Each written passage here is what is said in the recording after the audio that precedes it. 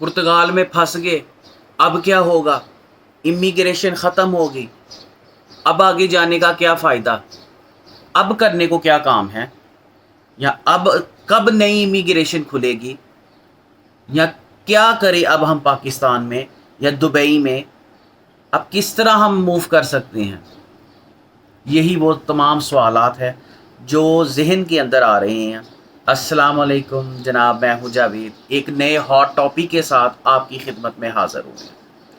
ये hot topic है पुर्तगाल की इमिग्रेशन के बारे में, जिसका बहुत ज़्यादा बूम था लोगों में कि लोग अपना टीआरसी कार्ड लेने के लिए विज़िट वीज़े के ऊपर चले जाते थे।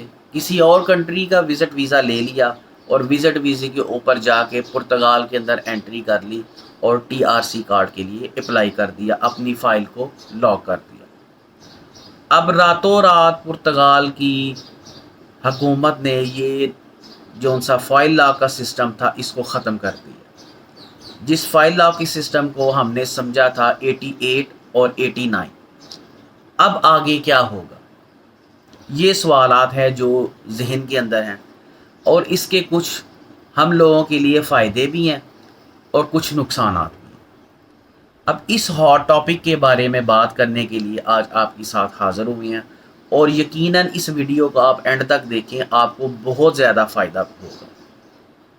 सबसे पहला तो सवाल ये कि अब हम फंस गए उन लोगों के लिए जिन लोगों ने वहाँ पर लैंडलॉर्ड्स को रेंट पे कर दिए हुए थे और अपनी जाने की तैयारी में थे, अपने यूरोस की शक्ल में उनको पैसे दे दिए हुए थे, एक माह का किराया या एडवांस किराया जिसको हम कहते हैं वो जमा करवा दिया हुआ था। लेकिन अब क्योंकि फाइल लॉक तो होगी कोई नहीं, अब वो लोग फंस गए, नुकसान हो गया। अब जाएं कि ना जाएं, ये लोग कई शशोपंज का शिकार हैं। ये दुबई से भी, इंडिया से भी, पाकिस्तान से भी और दूसरे कंट्रीज से भी लोग जो उनसे ना इस अब सोच के अंदर हैं, अब मूव करें कि ना करें।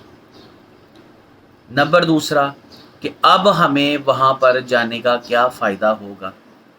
अब इसमें ये है कि जब ये फाइल लॉक सिस्टम ख़त्म हो गया तो फाइल लॉक के बाद अब इनके रेंट भी कम होने शुरू हो जाएंगे।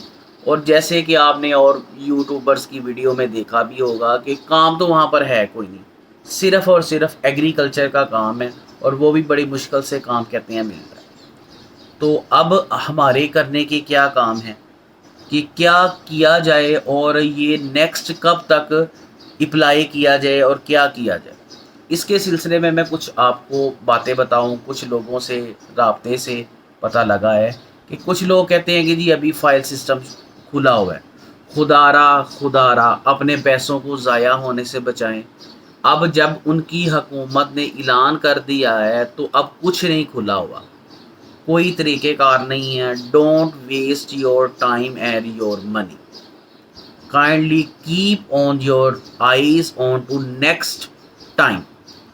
क्योंकि सुनने में ये आया है कि 2015 के अंदर भी इन्होंने ऐसा ही किया था कि अपना फाइल लॉक सिस्टम ख़त्म हो गया था, और कुछ वेट के बाद, क्योंकि जैसे आप लोगों ने सुना है कि उनके पास 3000 या 4000 के करीब एप्लीकेशन का डाटा इकट्ठा हो गया हुआ है, तो वो अब पहले उसको एक स्टीम में लाएंगे, उसको देखेंगे, उसके बाद वो नया स्टेप को करेंगे। तो इसके लिए बेहतर ये टाइम है कि अब अगर आपने पहले जाना था तो आप मूव कर सकते थे, अब आपको वेट करना पड़ेगा और वेट करना पड़ेगा।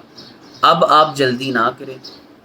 अब यहाँ पर एक पॉइंट जो हमारे जहन में आता है कि जो लोग अभी नहीं जा सकते वो लोग क्या करें? वो लोग सबसे पहले तो वेट करें। नंबर दूसरा, अब आपके पास टाइम है, आप उनकी लैंग्वेज पुर्तगीज़ जो उनकी लैंग्वेज है उसको सीखने की कोशिश करें। नंबर 2, उसकी लैंग्वेज को सीखने की कोशिश करें, क्योंकि उससे आपको फ़ायदा होगा और बहुत फ़ायदा होगा। एंड के ऊपर नेशनैलिटी के लिए वो उनको ज़रूरी है कि आपको आनी चाहिए, ठीक है, वो आप उसको समझने की, सीखने की कोशिश करें। नंबर 3, कोई skill, it's a time to you should learn an any skill.